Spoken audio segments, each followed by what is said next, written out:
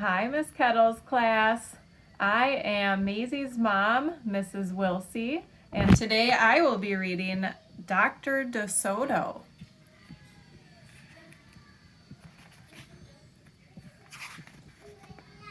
Dr. DeSoto.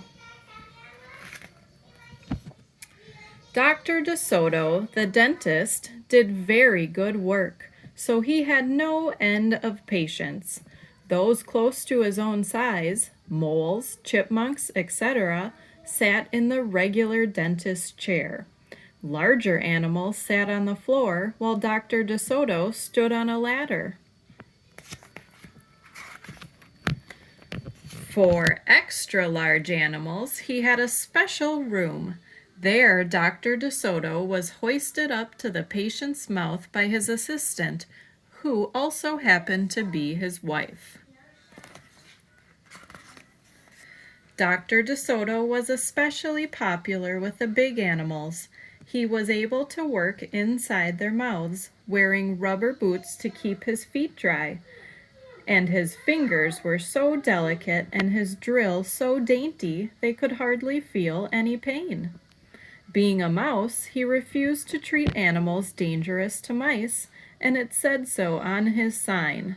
When the doorbell rang, he and his wife would look out the window. They wouldn't admit even the most timid-looking cat. One day, when they looked out, they saw a well-dressed fox with a flannel bandage around his jaw. "I cannot treat you, sir," Dr. DeSoto shouted. "Sir, haven't you read my sign?" "Please," wailed the fox, "have mercy, I'm suffering."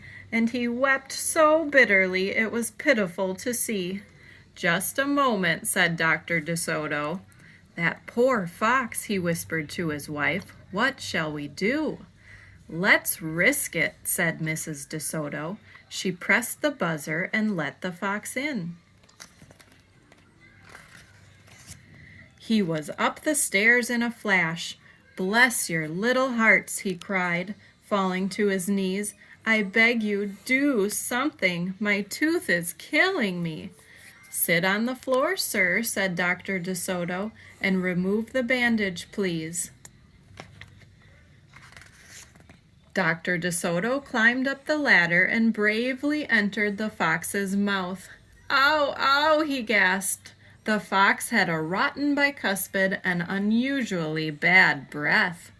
"This tooth will have to come out," Dr. DeSoto announced, "but we can make you a new one." "Just stop the pain," whimpered the fox, wiping some tears away. Despite his misery, he realized he had a tasty little morsel in his mouth, and his jaw began to quiver. "Keep it open," yelled Dr. DeSoto. "Wide open," yelled his wife. "I'm giving you gas now," said Dr. DeSoto. "You won't feel a thing when I yank that tooth." Soon the fox was in dreamland. Yummy," he mumbled. "How I love them raw with just a pinch of salt and a dry white wine." They could guess what he was dreaming about. Mrs. DeSoto handed her husband a pole to keep the fox's mouth open. Dr. DeSoto fastened his extractor to the bad tooth. Then he and his wife began turning the winch. Finally, with a sucking sound, the tooth popped out and hung swaying in the air. "I'm bleeding," the fox yelped when he came to. Dr. DeSoto ran up the ladder and stuffed some gauze in the hole. "The worst is over," he said. "I'll have your new tooth ready tomorrow. Be here at 11 sharp." The fox, still woozy, said goodbye and left. On his way home, he wondered if it would be shabby of him to eat the DeSotos when the job was done. After office hours, Mrs. DeSoto molded a tooth of pure gold and polished it. "Raw with salt indeed," muttered Dr. DeSoto. "How foolish to trust a fox." He didn't know what he was saying, said Mrs. DeSoto. Why should he harm us? We're helping him. Because he's a fox, said Dr. DeSoto. They're wicked, wicked creatures. That night the DeSotos lay awake worrying. Should we let him in tomorrow? Mrs. DeSoto wondered. Once I start a job, said the dentist firmly, I finish it. My father was the same way. But we must do something to protect ourselves, said his wife.